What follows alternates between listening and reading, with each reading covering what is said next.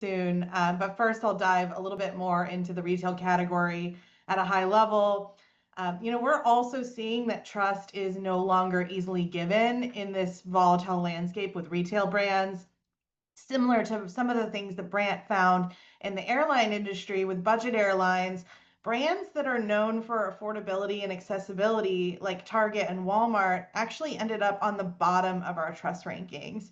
And that was kind of the opposite of what I expected, personally, in a moment of high inflation when consumers are feeling really sensitive about price and spending. So I wanted to dig a little bit more into that. And at the foundation, at the high level, when we ask consumers in retail about trust and brands they trust organically, the thing that comes most top of mind to them is value alignment. We hear it a lot. And we had an example here about Patagonia, a brand that came up to reflect their own value beyond just their wallet. So seeing that at the high level, people go right away to relevance as a part of their connectivity, connecting to the brand's values. Yet at the same time, relevance scores for retail were among the lowest that we saw across all brands measured. So that made me wonder if post-pandemic, when retail is already in a bit of a challenged position, is the heart of some of the trust challenges that brands like Target and Walmart are navigating, are those actually cultural issues? Are those actually cultural challenges that we need to address? And Target is having their own challenges, as you heard Julia mentioned before, recent public brand boycotts coming in the news. Open ends also showed that a key driver of what people were mentioning in their open ends for Target and Walmart were issues around DEI programs changing, messages that brands put out, things related to the boycott itself. So it's definitely popping as a key thing to look into more. So I went ahead and dug into the data, as Brant alluded, with an opportunity to play with a fun new sandbox tool that our team built. So as this is a self-funded study, it's a great opportunity to experiment and explore. So Amy showed you the cool simulator our teams make.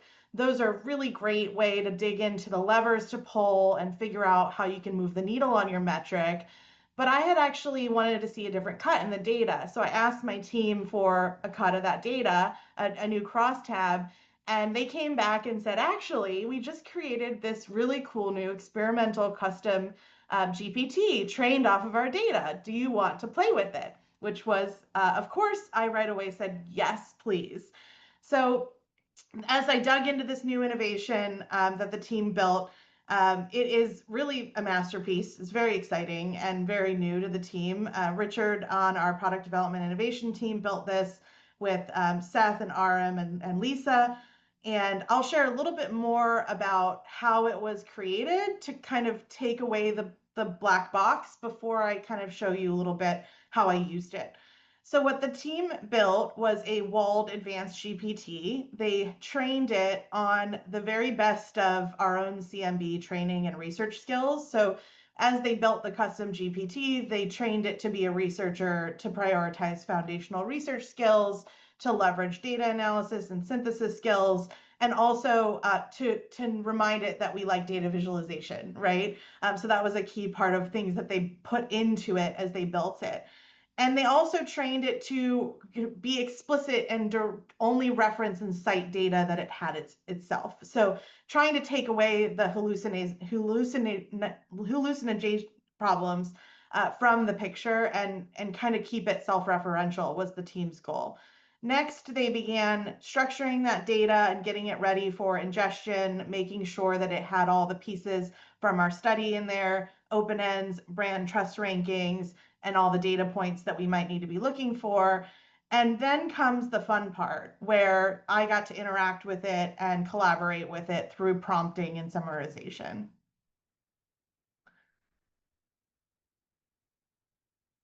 So naturally, I went a little wild. I asked for no coaching going into this tool. I just dove in and played with it. So in the background here, you're going to see some samples and some screenshots of the prompting and results and analysis work that I was doing that will kind of rotate through. Uh, I started off, to be honest, with the simplest prompt that you can have. I dove right in and I just threw what I wanted to investigate into it, and I just wrote target in all caps and hit enter. What surprised me the most was that our data source was so rich due to the way that our team built and trained the agent, that that one word could actually generate a lot of data back to me that was much more effective than diving into the crosstabs. For me, I could kind of play with it, see what it gave me. It really also unlocked mixed methods for me right away. We had open ends in the survey as well as structured data. And what it delivered back to me when I was prompting was a combination of both our structured data and our numbers, as well as some of the verbatim themes and direct quotes from the open ends that I would have been looking for next anyways. So it was really great to see that all together in one place and work through it and work with it. And as I played with it, I asked it to make comparisons to specific brands, to add Costco or others, the highest performing and the lowest performing, so that I could see the gap and the divide between what made for a really high score and what made for a lower score. And then I could even ask it to mirror its analysis done on one brand for another so that I could kind of dig a little bit deeper. And for me, as I was doing these side by sides and the analysis, I was able to get to business actionability and strategy a little bit faster as I looked at the data and figured out how to interpret it. But next, I wanted to see what it could do for me if I wanted a bigger picture on what's going on in the world. Because a lot of the things I was finding in the data about the relevance issues were pointing to things that were also happening in the news. So I wanted to see what the broader cultural conversation was around the themes that I was seeing. I was seeing issues around reversal of DEI policies, quality for price, especially in inflation time. I was seeing signals of in-store experience satisfaction issues, customer service issues, employee experience issues. So all of these things I wanted to see, how are people talking about this in the broader landscape? So I actually then asked ChatGPT to help me go into some of those additional layers in the social conversation, find examples in the media and in the news and social media that were happening. And we saw that these deficits of trust were definitely playing out on a public stage. So thinking about finding the proof points for stakeholders, we were able to also see YouGov and Placer AI data reporting that at the same time we fielded the study, we saw also drops in popularity, drops in foot traffic. So we're seeing these trust issues not just play out in the score, but also in the bottom line of the business. And so that, if you think about bringing those pieces together for stakeholders, is a compelling story to start to think, how do we fix this and what do we do about it?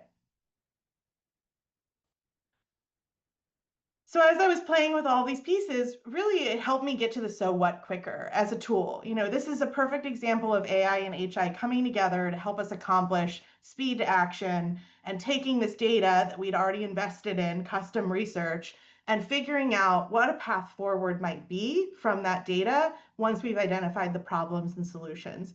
So for an example, I iterated with this to come up with what's the roadmap, what's the plan.